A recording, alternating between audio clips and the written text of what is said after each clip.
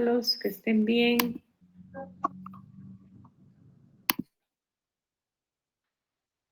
Bueno. Buenas noches, licenciada. Gracias. Vamos a esperar un momentito para tomar la fotografía, si son tan amables.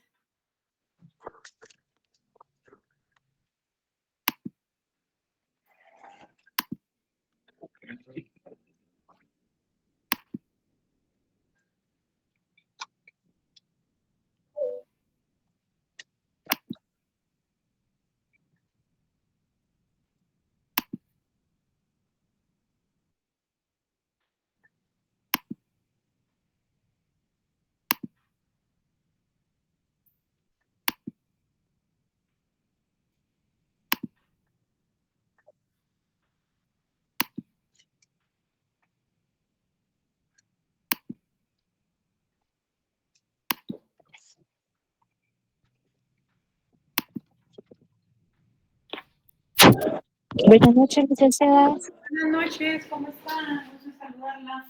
Ahorita vamos a tomar la fotografía. Así que les pediría que por favor todos pongan su cámara si son tan amables. Ya estamos ahí. Bueno. Gracias. Usted, Rosario, está en migración, ¿o no? Disculpe, es que estoy comprando mi almuerzo para mañana. Lo Yo siento. pensé que estaba en el aeropuerto, por eso le pregunté. No, lo siento, disculpe. No tenga pena, no hay ningún problema. No tenga pena. Ahí estamos entonces.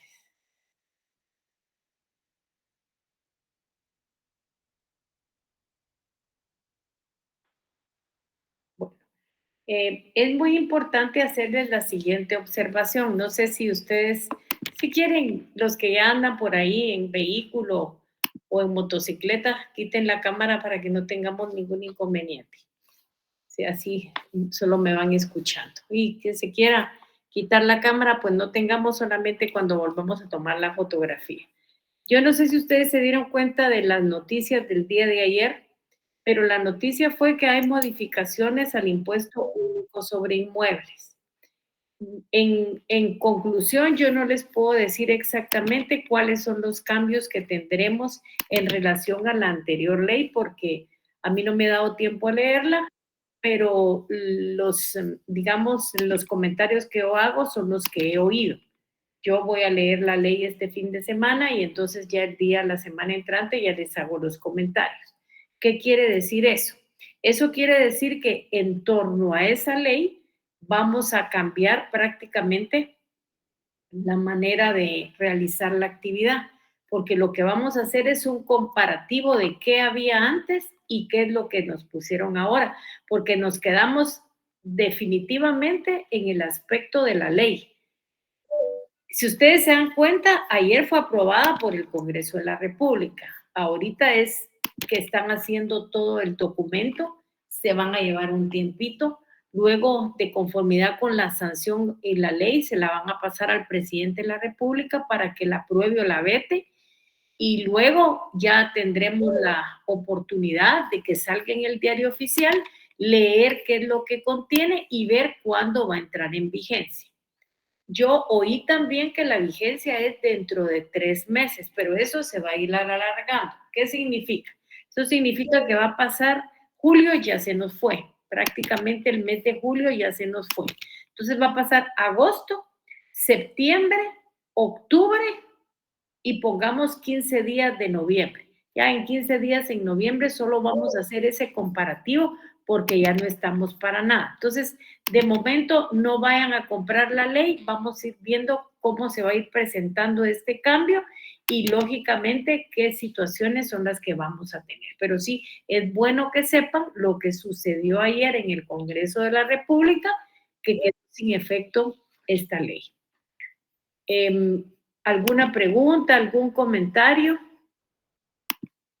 ¿No? Bueno, entonces vamos a continuar con nuestra clase, que es el punto número 2. Si alguien tuviera alguna duda, algún comentario, estoy con mucho gusto para servirles.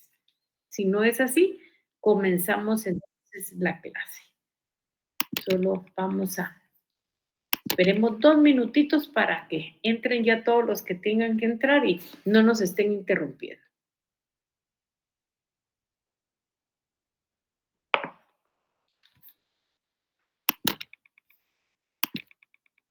Una buena noticia para Guatemala.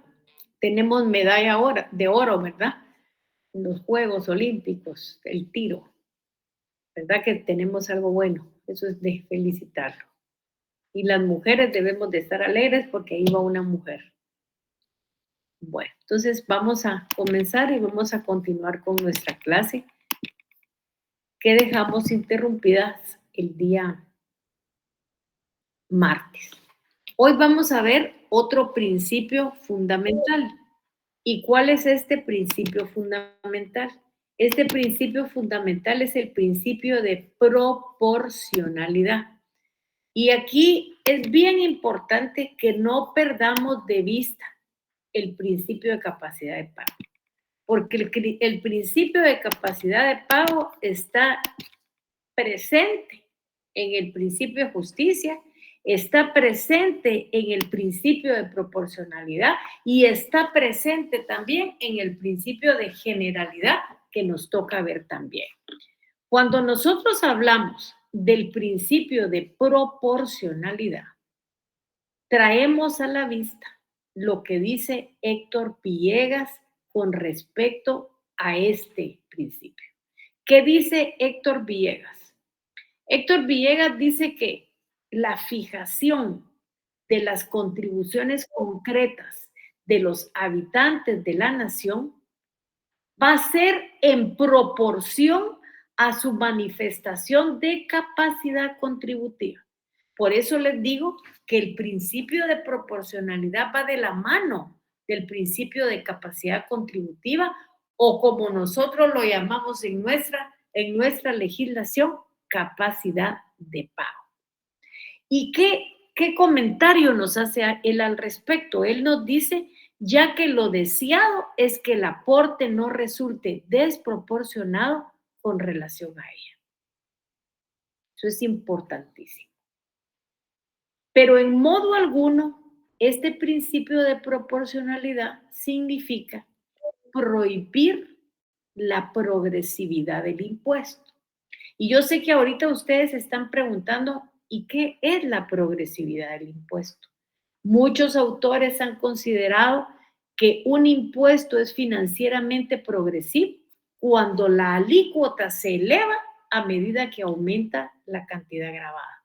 Y eso nosotros lo miramos en el impuesto de circulación de vehículos, porque el impuesto de circulación de vehículos hay un factor que es importante y el factor que es importante es el año en que usted compró el vehículo.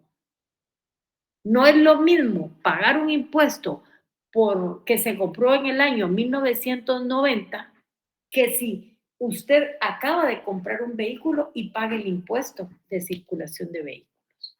¿Por qué? Porque lógicamente si el vehículo es actual, va a ir aumentando la parte alícuota y va a ir aumentando la cantidad gravada. Déjenme un momentito que voy a ingresar a alguien aquí.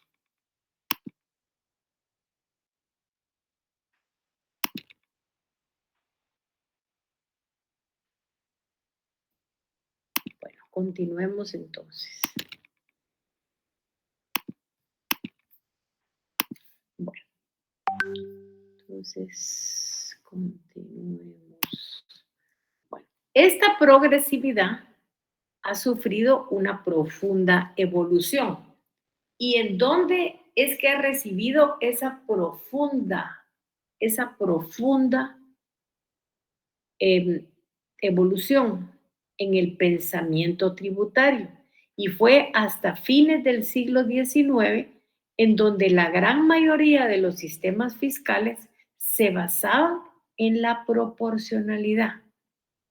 Para las finanzas públicas, un impuesto es proporcional cuando su alícuota es constante, cualquiera que sea la cantidad gravada. Y eso fue precisamente lo que cambió, porque a finales se consideraba que un impuesto era proporcional cuando la alícuota era constante, cualquiera que sea la cantidad grabada. Eso se da en el IVA. ¿Por qué? Porque la alícuota siempre va a ser el 12%, cualquiera que sea la cantidad grabada. Cuando comenzaron a establecerse escalas progresivas, ello dio lugar, voy a parar un poquito, disculpe. Eso dio lugar, lógicamente,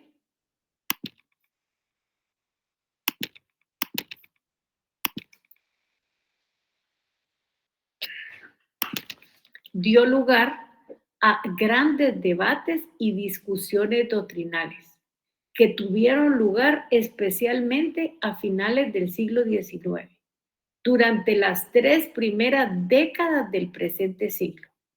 Las modernas tendencias, sin embargo, han admitido la progresividad. ¿Y por qué la han admitido? Porque han considerado que contribuye a la redistribución de la renta en un sentido igualitario.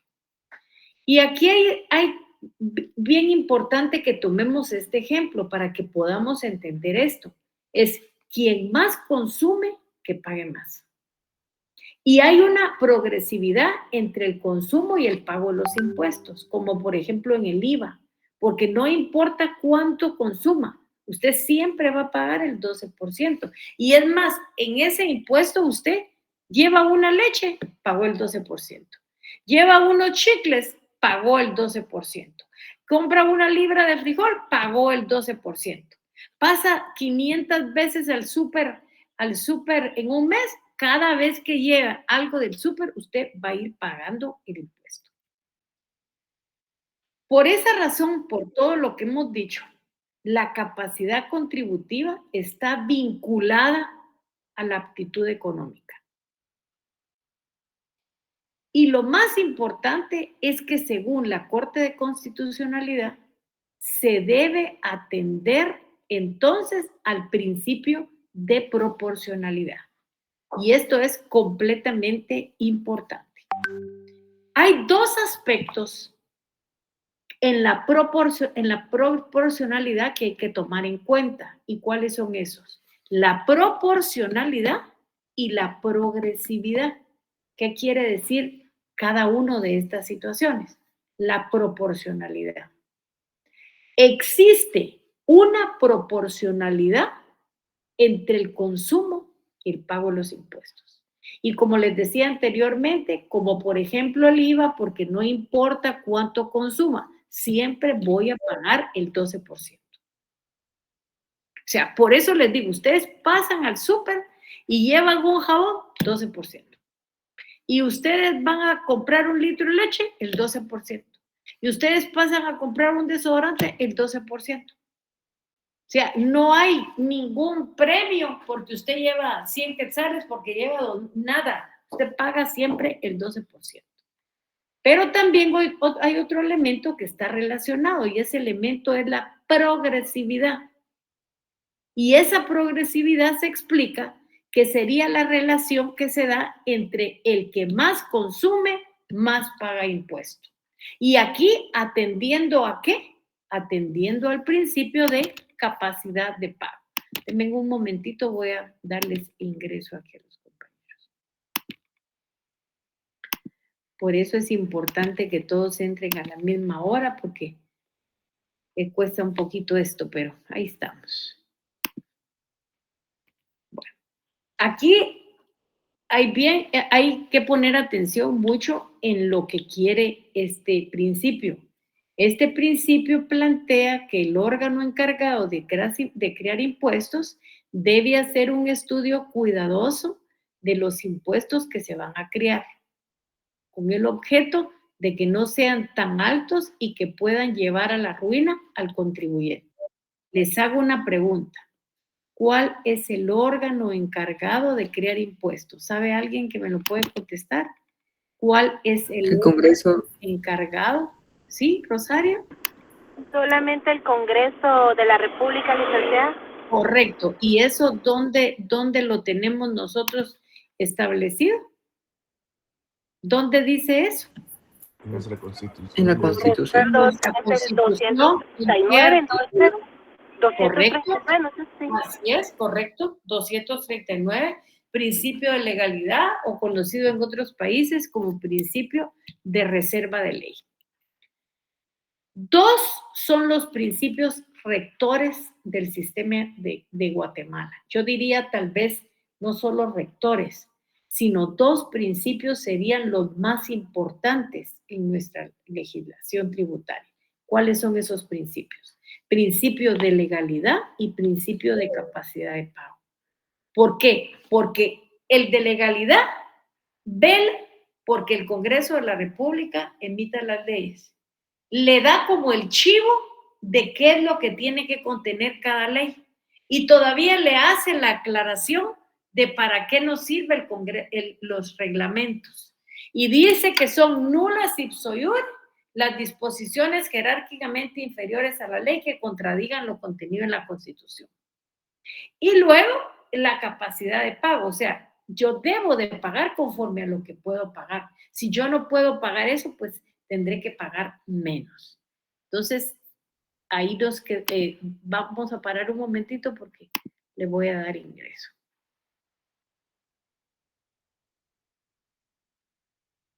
Bueno. Ahora vamos a analizar nosotros nuestros principios en la Constitución Política de la República de Guatemala. Denme un momentito que estoy buscando aquí. Aquí está. Para eso, si ustedes se recuerdan, permítanme, hay una Constitución que es una Constitución que tiene notas de jurisprudencia. Y yo creo que eso es lo que nos importa leer en el artículo 239 de la Constitución. Permítanme, voy a ir viendo aquí el 239. A mí no muy me gusta ver esas constituciones que están anotadas con lo que la Corte ha decidido, pero creo que en este caso sí nos sirve para saber cuál es la opinión de estos principios de acuerdo a la Constitución Política de la República de Guatemala. Y nos vamos a ir con el principio de legalidad.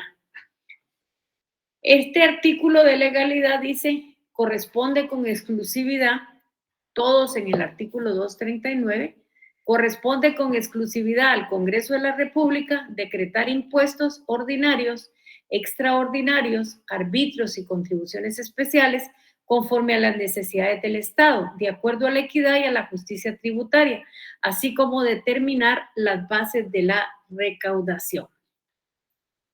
¿Cuáles son las bases de la recaudación? Son el hecho generador de la relación jurídica tributaria, las exenciones, el sujeto pasivo del tributo y la responsabilidad solidaria, la base imponible, el tipo impositivo, las deducciones, los descuentos, las reducciones, los recargos y las infracciones y sanciones tributarias. Son nulas ipso iure las disposiciones jerárquicamente inferiores a la ley que contradigan o tergiversen las normas reguladoras de las bases de la recaudación.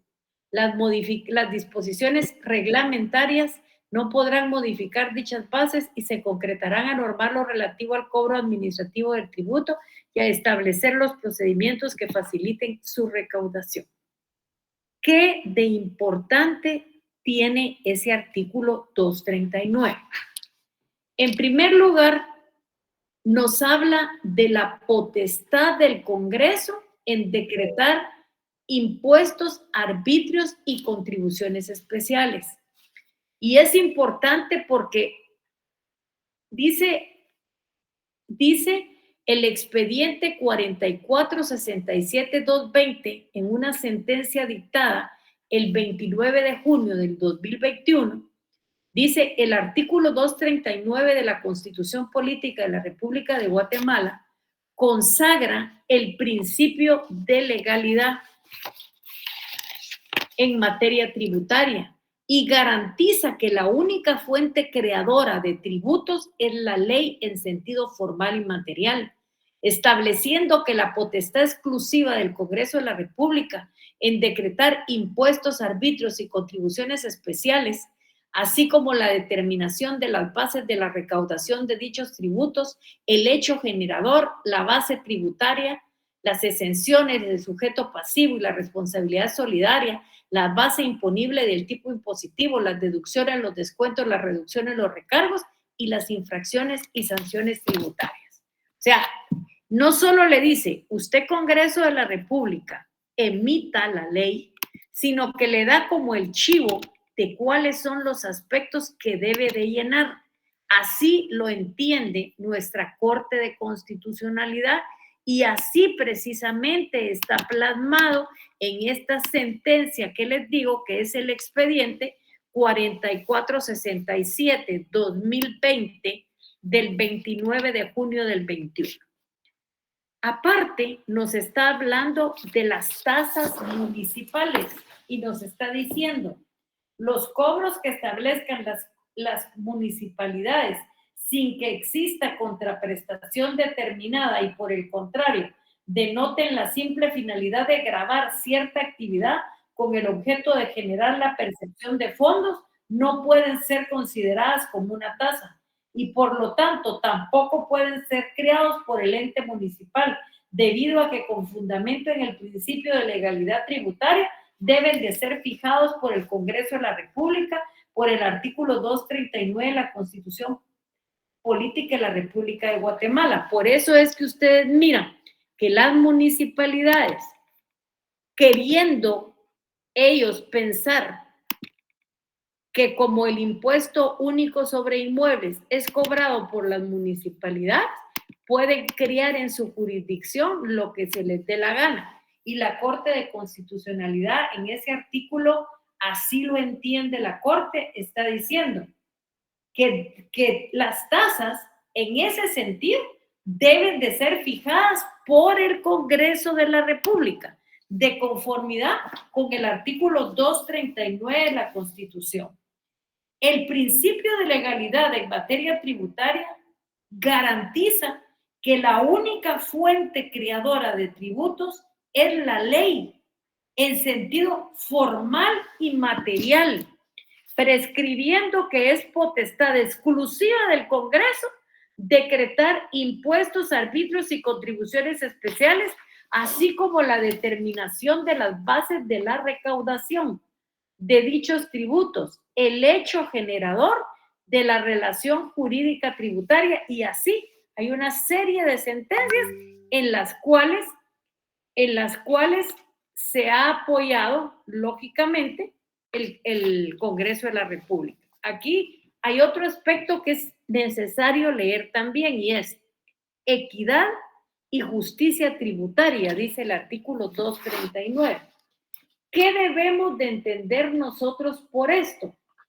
Una adecuada equidad y justicia tributaria precisa que el contribuyente debe tener una real posibilidad de poder deducir de sus ingresos brutos todos los gastos, los costos en los que haya incurrido para la preservación de la fuente de ingresos y así determinar fehacientemente cuál es su actitud efectiva para el pago de un tributo, cuyo gravamen esté determinado precisamente por su nivel de ingreso, lo cual no ocurre cuando el gravamen es impuesto sobre ingresos brutos de los cuales no existe posibilidad de deducción. Y aquí yo ya les expliqué qué son ingresos brutos. Todos sin quitarles nada. Y hay gastos que la misma Corte está diciendo son necesarios para mantener el tipo de actividad. Eso también está en una sentencia. En una sentencia que es el expediente 2336-2013, en una sentencia dictada el 22 de mayo del 2015. Luego hay otra situación que dice, los principios de justicia y equidad tributaria regulados en el artículo 239 constitucional, pues dicho principio consiste en la justa distribución de las cargas tributarias con el fin que se ajusten a la capacidad económica de cada contribuyente, de forma que a mayor capacidad contributiva el sacrificio sea igual. Tomar en cuenta únicamente como base imponible el volumen del objeto gravado no es un indicador por sí mismo. La capacidad de contribución del sujeto pasivo, ya que los productos gravados no tienen el mismo costo del valor comercial. Eso también está en una sentencia que es el expediente 2004-16, sentencia del 12 del 10 del 2016. O sea, ¿alguna pregunta, algo que no les haya quedado claro en relación al artículo 239? Sí. Lick. Entonces, ok, creo que yo había entendido mal. Entonces, las tasas, aunque las puede proponer la municipalidad, pero al Congreso, y ellos siempre tienen que aprobarlas porque forman parte de los tributos. Mire, pues, lo que pasa es que las tasas, si usted mira nuestro código tributario, no existen. O sea, nosotros no tenemos tasas en el código tributario. ¿Qué es lo que tiene el código tributario? Tiene impuestos, contribuciones especiales y contribuciones por mejoras. Y tiene los arbitrios. Los arbitrios, las contribuciones por mejoras y las contribuciones por obra está en el ámbito municipal.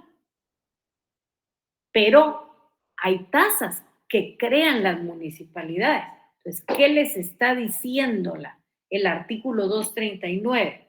Dice, los cobros que establezcan las municipalidades sin que exista contraprestación determinada y por el contrario denoten la simple finalidad de gravar cierta actividad con el objeto de generar percepción de fondos, no pueden ser consideradas como tasa y por lo tanto tampoco pueden ser creados por el ente municipal, debido a que con fundamento en el principio de legalidad tributaria deben de ser fijados por el Congreso de la República de acuerdo al artículo 239. Y eso lo vamos a ver ahora, porque yo ya estoy oyendo en las redes sociales que hay alcaldes, dice, que van a cobrar de otra manera el YUSI. Y la única manera de tener dinero en las municipalidades es crear las tasas. Y ahí va a ser el primer gran problema que van a tener. ¿Por qué? Porque las tasas deben de ser creadas de conformidad con la ley por el Congreso de la República. Las municipalidades no pueden. ¿Por qué? Porque la Constitución es clara y así lo tiene. Sí, muchas Rosario, gracias. No tenga pena, sí. Sí, Rosario. Licenciada, entonces la tasa municipal es, o sea, prácticamente tendría que ser considerada inconstitucional porque es un impuesto que va incluido dentro de del recibo, ¿podría ser? Mire, lo que pasa es que la Corte de Constitucionalidad en esa sentencia dice, los cobros que establezcan las municipalidades sin que exista una contraprestación determinada. ¿Qué es contraprestación determinada? Que Sí. me den algo a mí, Servicio, porque yo sí. estoy pagando una tasa. Entonces, las que no tienen contraprestación y por el contrario, denoten la simple finalidad de gravar cierta actividad con el objeto de generar la percepción de fondos, no pueden ser considerados como tasa y por lo tanto tampoco pueden ser creados por los entes municipales, sino que van a ser creados de conformidad con el principio de legalidad por el Congreso de la República. Entonces, no le están diciendo, usted no puede autorizar, usted autorice en el municipio, pero mándeselo al Congreso para que el Congreso lo apruebe. Eso es lo que le está diciendo. Pero está haciendo la diferencia la Corte dice, las que exista contraprestación determinada. Y eso lo puso en una sentencia. ¿Cuál es la sentencia? La sentencia es el expediente 2383-2020 y la sentencia es del 10/11/2020. Yo los invito a que tomen la Constitución comentada y miren todas las observaciones que ha planteado la Corte de Constitucionalidad. ¿Para qué? Para que tengan una idea de cómo la Corte de Constitucionalidad interpreta lo que dice la Constitución. En todos los apuntos, en todos los momentos que ahí están contenidos. Estamos, perdón, Jorge Arenas. Sí, Jorge Arenas. O todavía Rosario. ¿Qué manda? O Sofía. No, Jorge Arenas me va a venir primero. ¿Qué manda? Sí, pues yo me quedo con la inquietud, pero ¿cómo le hacen, por ejemplo, en el caso del alcalde de Iztapa, que tenía una subtasa municipal para pasar un puente? O sea, ¿cómo lo pueden cobrar? Bueno, lo que pasa es que no hay quien plantee la inconstitucionalidad, pero en el momento en que alguien plantee la inconstitucionalidad, la va a conocer la Corte de Constitucionalidad y se va a dar dando cuenta de la manera que están creando las tasas. Es que, lógicamente, si no hay planteamiento de una inconstitucionalidad, eso se va a quedar ahí, donde plantean la inconstitucionalidad, y ustedes lo pueden revisar. Hay bastantes tasas que la Corte de Constitucionalidad las deja sin efecto. ¿Por qué? Porque no las aprobó el Congreso, en base al principio de legalidad. O sea, mientras no planteen la inconstitucionalidad, no hay nada.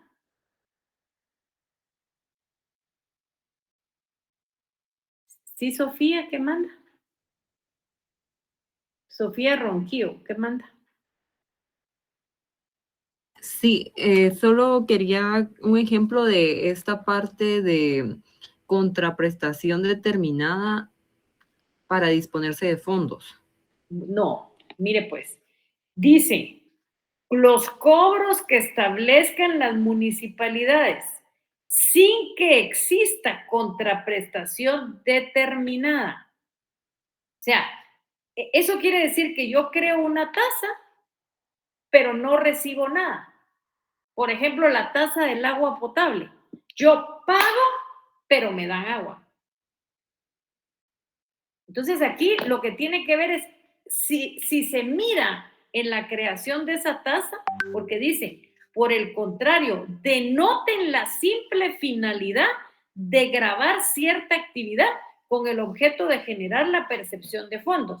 Por ejemplo, en el caso de Jorge Arenas, habría que ver si esa es una tasa municipal. Lógicamente ahí se están agenciando, pienso yo, de fondos para pagar el puente. Eso no lo tendrían que haber hecho a través de una tasa municipal, sino lo tendrían que haber hecho a través de una actividad diferente, pero no como una tasa municipal. O sea, lo tendrían que haber hecho como una contribución por mejoras. Pero mientras no se denuncie la inconstitucionalidad, lo siguen cobrando. Y como les digo, ahora vamos a ver esas patalías de las municipalidades con este cambio del UCI. Porque lógicamente le van a mermar a las municipalidades sus ingresos. Claro que les van a mermar. Sí, Minor Ariel Alonso Nufio. ¿Qué manda? Gracias, licenciada. Buenas noches. Fíjese que solo para aportar un poquito más de esto y ver esa complicidad que se tiene de las municipalidades.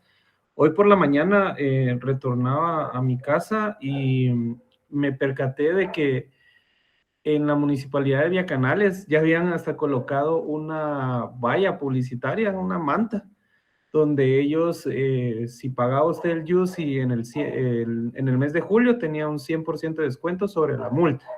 Si lo pagaba en el próximo mes, en agosto, 80% y así. Creo que llegaban hasta septiembre, si no estoy mal, con un 70%, aprovechando, esperando a que se cumpla, ya se publique la ley, ¿verdad? Se están aprovechando de esa situación. Claro, no solo, y le cuento que no solo esa municipalidad, porque otra que está por aquí, por Camino a la Antigua, plantearon lo mismo.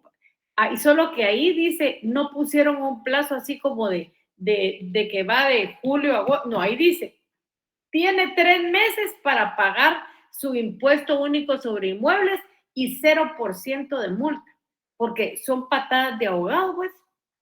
Definitivamente, pero sí me parece bastante falta de ética, por supuesto, ¿verdad? Y ya sabemos que dentro de eso se ve una situación, pues, de corrupción bastante complicada, Exactamente, ¿verdad? y lamentablemente nuestra población en alguna medida no saben, no estudian derecho, no saben, no tienen redes sociales y no se dan cuenta que el impuesto fue modificado. Entonces, sin duda, van a acudir a las municipalidades a pagar el IUCI. Y este IUCI, de verdad, yo les digo, ha generado tantísimos problemas. Por ejemplo, hay personas que les cobra la Municipalidad de Guatemala y les cobra la Municipalidad de Villacanales, creo, para no decirle nada, por ejemplo, Multimédica. Si conoce a alguien ese edificio Multimédica, resulta que ese no es de la ciudad de Guatemala, sino que está fuera pero entonces tienen que pagar 2 impuestos. Yo cuando estaba en la sala, varios expedientes de personas que ya no saben dónde pagar, si pagar en la Municipalidad de Guatemala o Villacanales. Lógicamente también, si ustedes en algún momento han leído la ley, honestamente, ese 239 de la Constitución se lo pasaron de noche y no le pusieron atención, porque el hecho generador no está plenamente manifestado. Usted lo lee y después de la lectura de la ley sabe que el hecho generador es un inmueble. Sabe también que es quien lo posee como propietario, poseedor o usufructuario, pero no es que esté señalado así en la ley. Hubo demasiados intentos en declararlo inconstitucional, pero ¿por qué no lo declararon? No lo declararon porque sabían el problema que iba a significar para las municipalidades. Pero recuerden ustedes que estamos casi a un año de las elecciones. Entonces, como que quieren desarmar un poco ahí políticamente. Entonces, ese es el asunto que tenemos. Pero para mí esa ley, desde hace tiempo debieron haber declarado inconstitucional porque tiene demasiados errores. Pero como les digo, nunca se atrevieron, hasta ahora se atrevieron y lo hicieron muy rápido. ¿Dudas, preguntas, comentarios? Bueno, entonces ahora vámonos a leer siempre el artículo que es de la capacidad de pago, que es una sombría muy grande y está en todas partes, que es el artículo 243. Y vamos a ver también qué es lo que la propia Corte de Constitucionalidad ha pensado acerca de este principio. ¿Qué dice el artículo 243 de la Constitución Política de la República de Guatemala?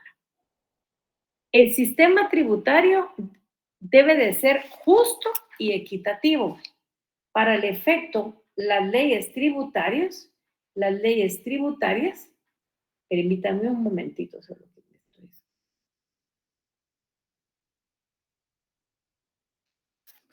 Bueno, dice el artículo 243 de la Constitución señala el principio de capacidad de pago. El sistema tributario debe ser justo y equitativo. Para el efecto, las leyes tributarias serán estructuradas conforme al principio de capacidad de pago. Se prohíben los tributos confiscatorios y la doble o múltiple tributación interna. Hay doble o múltiple tributación cuando un mismo hecho generador atribuible al mismo sujeto pasivo es gravado 2 o más veces por uno o más sujetos con poder tributario y por el mismo evento o periodo de imposición. Eso es lo que dice el artículo 239. ¿Cómo lo entiende nuestra Corte de Constitucionalidad? Dice, esta Corte ha señalado que el principio de capacidad de pago en materia tributaria contenido en el artículo 243 de la Constitución y siguiendo la doctrina aceptada en todos los sistemas tributarios modernos, constituye un mandato que el Estado, en el ejercicio de su poder tributario, debe considerar para la aprobación de una carga tributaria, en la cual se tomen en cuenta las cualidades individuales y personales de los contribuyentes, a efecto de que su participación en la financiación del gasto público constituya un sacrificio proporcional a su condición patrimonial particular de acuerdo a la materia imponible de que se trata. Está claro que lo que se prohíbe es el impuesto confiscatorio, es decir, aquel impuesto excesivo que produce efectos indeseables, que excede el límite de lo razonable, o aquellos que sustraigan una parte sustancial de la propiedad o renta. En ese sentido, se ha señalado que en todo sistema constitucional donde se encuentren establecidos los principios rectores del poder tributario del Estado y se garanticen los derechos fundamentales de los ciudadanos, las tributaciones confiscatorias pueden ser consideradas inconstitucionales, siendo el problema esencial determinar desde el punto de vista jurídico cuándo un impuesto puede considerarse confiscatorio. Corte de Constitucionalidad, expediente 1118-2018, sentencia del 11/7/2018.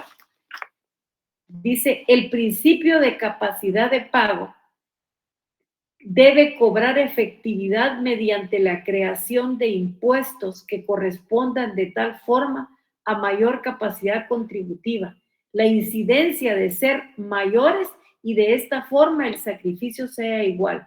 Para lograr un sistema justo y equitativo debe tomarse en cuenta cada caso personal y tomar en consideración la capacidad económica personal de cada contribuyente. Para ello, el legislador debe fijar los parámetros que hagan efectivo este principio que limita el poder tributario del Estado, utilizando tarifas progresivas que establezcan tipos impositivos mínimos y máximos y a la vez establezcan exenciones que excluyan de la tributación a determinados sujetos y a determinados montos como mínimos vitales, debiendo la ley contemplar la depuración de la base imponible, excluyendo del gravamen los gastos necesarios para poder percibir la renta. Esto lo dijo en el expediente de la Corte de Constitucionalidad 3714, sentencia 26/10/2016.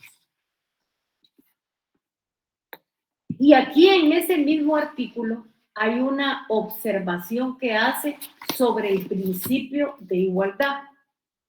Y dice, el principio de igualdad tributaria es uno de los elementos inherentes a un tributo equitativo y justo, como lo deben integrar el sistema impositivo guatemalteco. En su manifestación más sencilla, la igualdad consiste en dar igual tratamiento impositivo a los contribuyentes que se encuentran en igualdad de circunstancias o condiciones. Es universalmente aceptado por la doctrina tributaria que el principio de igualdad no priva ni restringe la facultad del Estado para que en ejercicio de su poder imperio establezca categorías de contribuyentes, afectándoles con diferentes tributos o grave determinadas actividades mientras exime otras, siempre que tales distinciones tengan una base razonable y respondan a una finalidad económica o social del Estado. La garantía de igualdad tributaria en realidad lo que establece es que las leyes deben tratar de igual manera a los iguales en iguales circunstancias. Deben tomarse en cuenta las diferencias que caracterizan a cada uno de los sujetos tributarios en el lugar, tiempo y modo en que han de aplicarse los tributos para determinar si concurren las mismas circunstancias, pues de lo contrario pueden y deben establecerse diversas categorías impositivas. Se trata de que las mismas condiciones se impongan los mismos gravámenes a los contribuyentes, pero ello no significa que los legisladores carezcan de facultad de establecer categorías entre ellos, siempre que tal diferencia se apoye en una Corte de Constitucionalidad, expediente 641/2003, en una sentencia de fecha 31/7/2003. También ese principio abarca la elaboración legislativa del tributo. En la elaboración legislativa del tributo y como guía de la justicia tributaria hay tres momentos importantes. La delimitación del hecho imponible, que se refiere a la aptitud abstracta para concurrir a las cargas públicas. La delimitación de la base imponible, que es la que orienta la fijación normativa a efecto de procurar la igualdad en razón del grado de capacidad contributiva de cada presupuesto objetivo. Y finalmente, la delimitación de la cuota tributaria, es decir, la regulación de las tarifas o alícuotas individuales. Es en esta última fase en la que se trata la capacidad contributiva específica, que consiste en la adecuación de la igualdad aptitud objetiva para concurrir a las cargas públicas, a la desigualdad situación de los potenciales contribuyentes. Se produce en la fase de delimitación de la cuota tributaria una relación que lleva a la igualdad ante la ley, para que la justicia se produzca en cada caso concreto y se alcance con ello la equidad. Derivado de lo anterior, es la capacidad contributiva específica, la aptitud subjetiva comparativa, la que orienta la determinación concreta de la deuda tributaria en razón de las circunstancias personales de cada sujeto. ¿Esto dónde está? La Corte, el expediente 3240 del 2013. Y hay algo también que menciona este artículo que es doble y múltiple tributación. Y dice, contempla un mandato, no solo en cuanto a la eliminación de situaciones tributarias en la que concurre doble o múltiple tributación, aceptando el legislador constituyente que al momento de entrar en vigencia el texto constitucional actual, existían en el ordenamiento jurídico guatemalteco dichos casos, razón por la cual el Estado tiene la obligación de eliminarlos progresivamente para adecuar la norma tributaria a lo dispuesto en el texto supremo y que la forma progresiva a que se hace referencia en el artículo precitado se cumpla mediante dos acciones, siendo estas la de eliminar en forma definitiva uno de los impuestos coexistentes en el caso de la doble tributación y la de modificar tributos haciéndolos menos gravosos, como en el caso de la múltiple tributación. No es admisible hacer más gravoso un impuesto porque ese incremento no tendería a su eliminación progresiva, sino que por el contrario gravaría la carga tributaria y constituiría un caso de incumplimiento de la situación de la obligación, refiriéndose a la eliminación progresiva de la justicia o la doble tributación. Entonces, si se dieron cuenta, aquí también en este artículo nos habla de este principio de igualdad tributaria, para que lo tengan entendido. Pero también está referido en el artículo 4 de nuestra Constitución. ¿Qué dice nuestro artículo 4? El artículo, espérenme, no perdida. Vamos a ver aquí. Espérenme.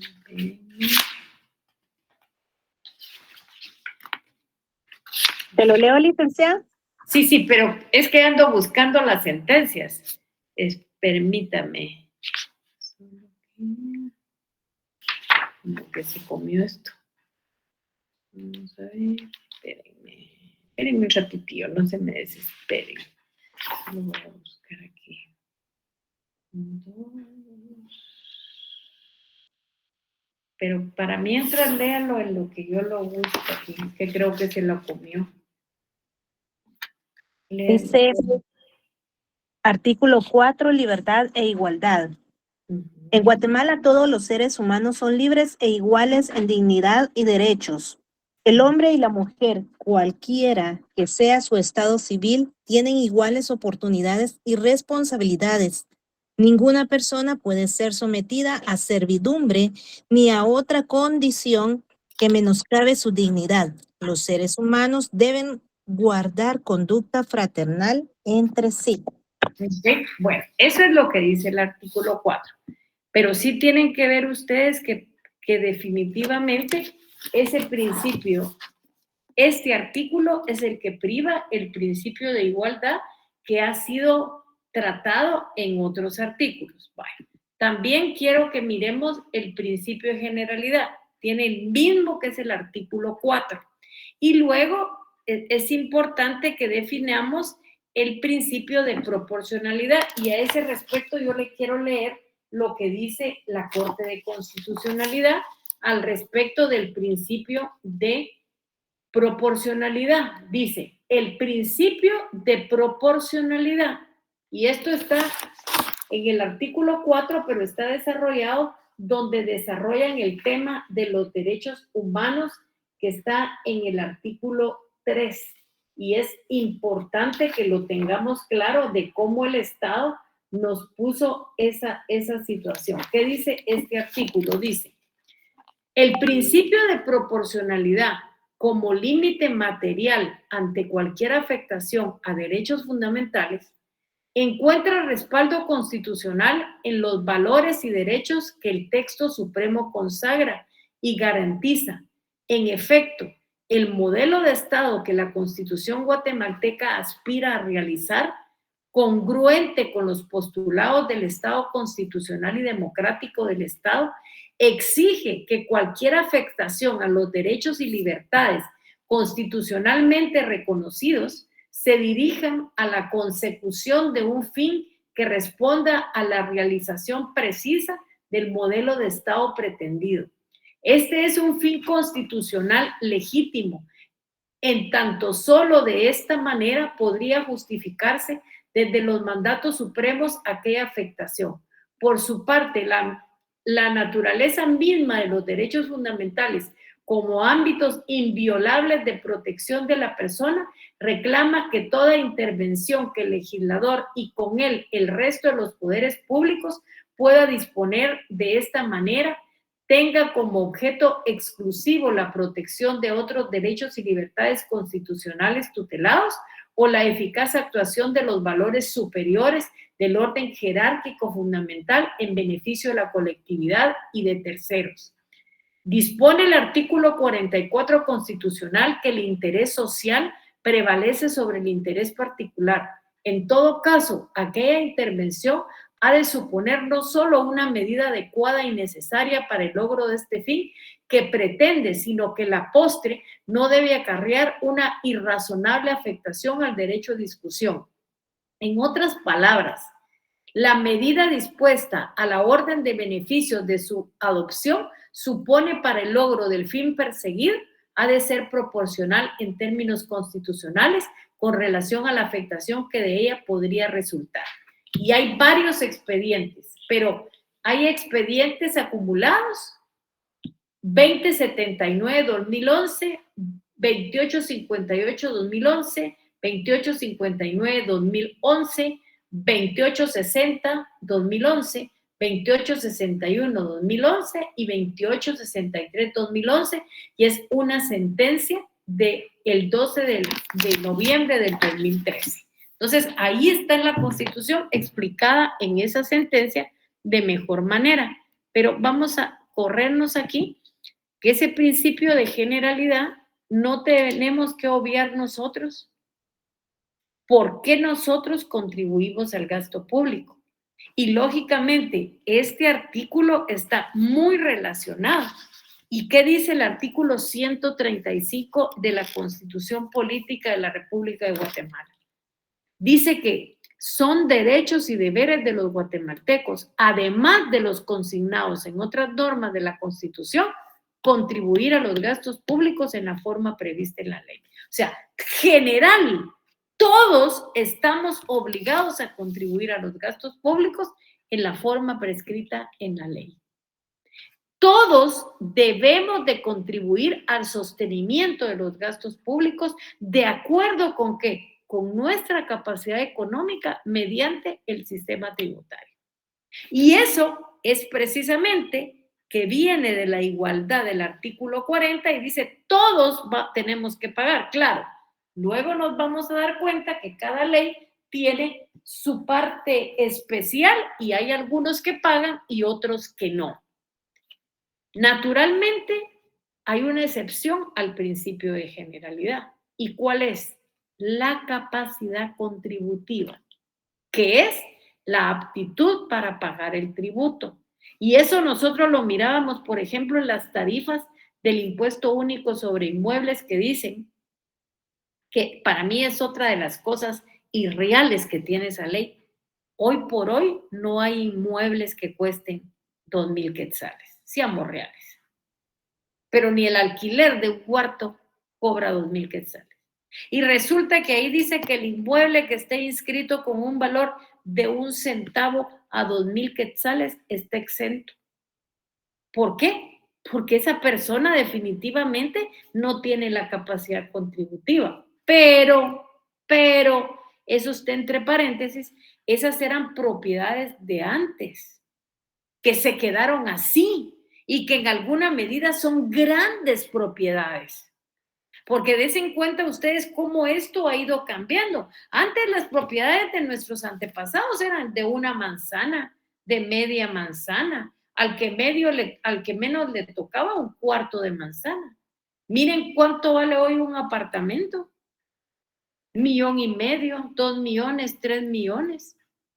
Imagínense, no solo juntar el dinero para pagar el impuesto, sino que el impuesto del IVA, que es grandísimo, sino todavía estar pagando en el año esas grandes cantidades de ese impuesto. Es que ese impuesto tenía que ser revisado. Y los alcaldes tienen que aprender a manejar de mejor manera sus recursos. Así como todos nos estamos abrochando el cincho, porque la situación económica del país es grave. Y todos formamos Guatemala. Naturalmente ya la época de las ganancias, de las flacas gordas ya se fueron. Entonces, ni modo, todos nos tenemos que apretar el cincho. Todos estamos llamados a contribuir, incluso los menores de edad.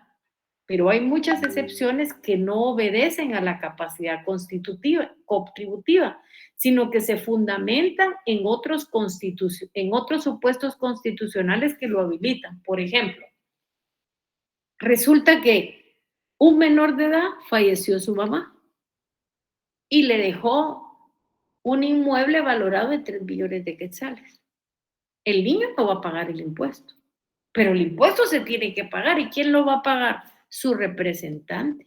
¿Y quién es su representante de conformidad con la ley? Su papá, porque eso está en el código, y si no es su papá, algún representante de la portual, pero de que hay quien podemos identificar para pagar el impuesto, lo podemos hacer.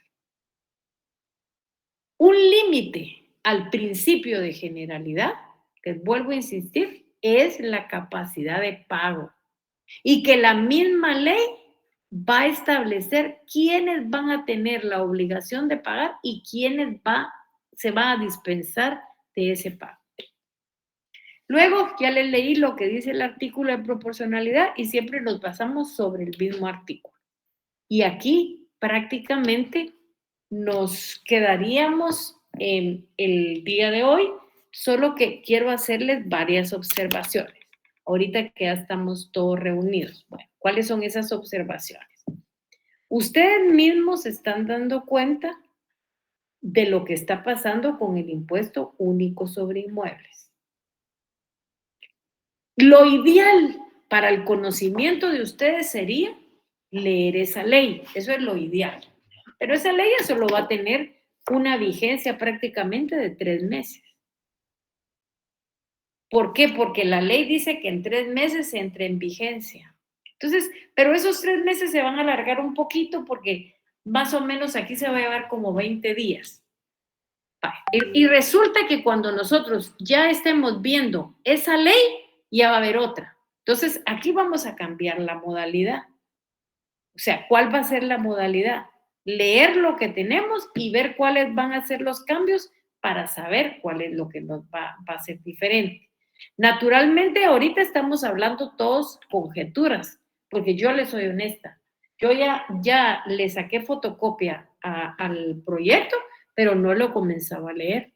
Entonces, yo ya quiero comenzarlo a leer, primero para ver cómo quedó y luego para ver cuáles son los cambios. Entonces, no se adelanten, no se adelanten con esa ley, que vamos a ir viendo qué es lo que va pasando. Vale. Otra cosa que yo necesito. Lo que yo necesito es que ustedes lean el Código Tributario. ¿Por qué? Porque el Código Tributario también está diseñado en base al principio de legalidad. Y yo quisiera al respecto leerles solo los considerandos. Yo les pedí a ustedes que ustedes tuvieran entre las leyes ahí cerquita el Código Tributario. Yo espero que ustedes ya lo tengan. Solo les voy a leer la parte de considerativa ahora que estamos viendo los principios. ¿Qué dice el Código Tributario? Dice, en primer lugar, tenemos que saber qué es el decreto 6-91 con algunas reformas al texto original. Dice que el Congreso de la República, considerando que la Constitución Política de la República de Guatemala regula el principio de legalidad en materia tributaria con el objeto de evitar arbitrariedades y abusos de poder y normar adecuadamente las relaciones entre el fisco y los contribuyentes, considerando que de conformidad con el artículo 239 de la Constitución es potestad exclusiva del Congreso determinar las bases de la recaudación de los tributos y lo relativo a la fijación de la base imponible y el tipo impositivo. Des en cuenta que el 239 ahí lo menciona. Luego dice que dicho periodo de precepto constitucional regula restrictivamente la función legislativa en materia tributaria al incluir en forma desarrollada el principio de legalidad, las bases sobre las que descansa el sistema tributario y las normas sujetas ante las competencias ordinarias. Y luego dice que es conveniente emitir un código tributario para que las leyes de esa materia sean armónicas y unitarias, que se sujeten a lo preceptuado en la Constitución Política de la República de Guatemala y para uniformar los procedimientos y otras disposiciones que son aplicables en forma general a cualquier tributo y evitar la contradicción, repetición y falta de técnica legislativa en las leyes ordinarias. Pero lo más importante aquí es el punto número 1, es el artículo 1, que nos habla del carácter y campo de aplicación. Dice, las normas de este código son de derecho público y regirán las relaciones jurídicas que se originen de los tributos establecidos por el Estado. Y aquí tiene una excepción el artículo. Con excepción de las relaciones tributarias aduaneras y municipales, en las cuales se aplicará de materia supletoria. ¿Por qué? Porque tenemos un código aduanero, que es la base fundamental del código aduanero. Y luego, porque tenemos normas municipales, que es la norma fundamental para esto.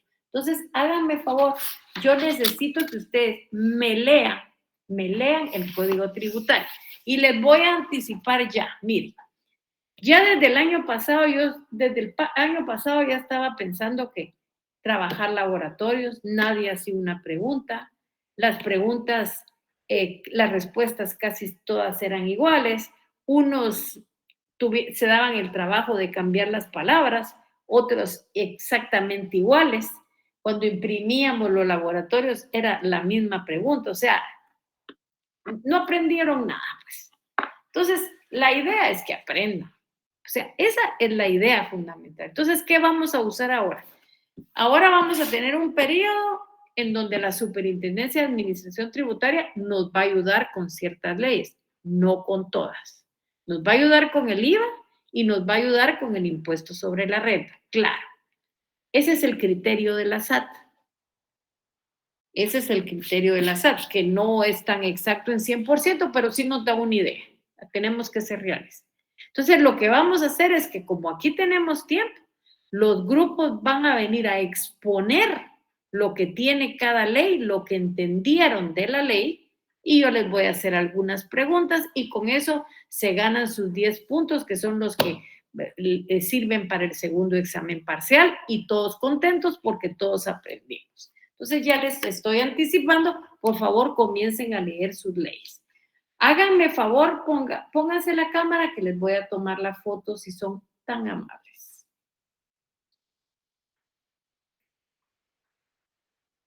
Yo me voy a poner, si no, pues, pensarán que no estoy. Espérenme. Ahí está. Bueno. Estamos. Bueno. Pasen feliz noche entonces. Gusto de saludarlos. Que estén muy bien. Gracias, licenciada. Gracias, licenciada. Feliz noche. Igualmente, cuídense. Feliz noche, licenciada. Adiós, Willy. ¿O quién me habló? Del señor Jorge. Cabal, yo. Bueno. Feliz noche, licenciada. Pasen feliz noche, que estén muy bien, cuídense. Adiós. Adiós, Blanca, Alicia. Adiós.